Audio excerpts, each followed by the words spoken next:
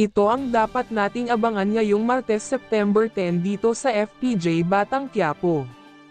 Dito nga ay nakauwi na si Tinding at Don Pakundo sa mansyon ng mga kabalyero, at nakasalubong nila si Doña Batina at agad naman itong napatanong kung saan sila galing, at dito nga ay sumagot din naman itong si Tinding na galing sila sa kanyang anak sa Quiapo, at tila nagagalit na nagtanong itong si Doña Batina kung magkasama ba sila ni Don Pakundo. At dito nga ay tila nagalit lalo itong si Doña Batina nang malaman niyang magkasama nga sila Tinding at Don Pakundo.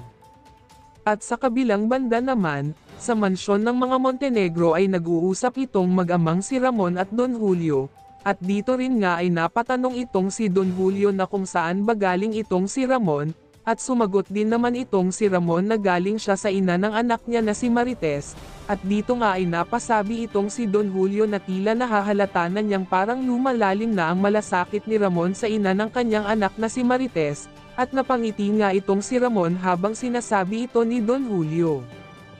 Pero sa kabila ng saya na nararamdaman ni Ramon ay tila galit at inis ang nadarama ni Olga dahil nalaman niyang buhay pa si Marites at palpak ang kanyang planong pagpatay nito. At mapunta naman tayo kanila Divina at Amanda, at dito nga ay sinabi ni Amanda na naaawa siya sa mga tao dahil sa papasuking negosyo nila ay parang tinuruan na nila itong maging masama.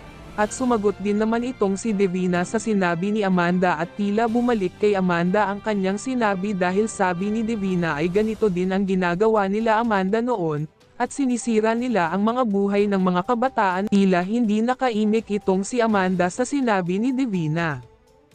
At dito nga sa pagsasaya nila Tanggol at ng kanyang mga tropa ay sinabi niya sa mga ito na kung babalik sila sa kanilang mga lugar ay dapat tinitingala na sila ng mga tao.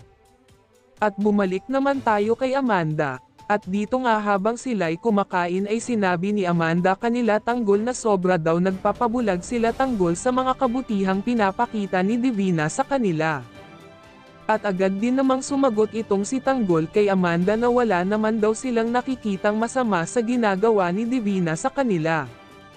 At gusto pa daw silang tulungan ni Divina.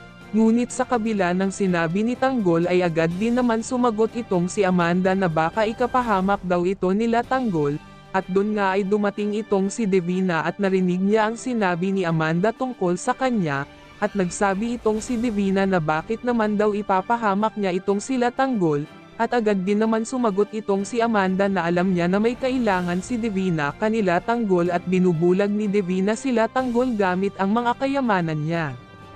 Totoo kaya ang mga nasa isip at paratang ni Amanda kay Divina?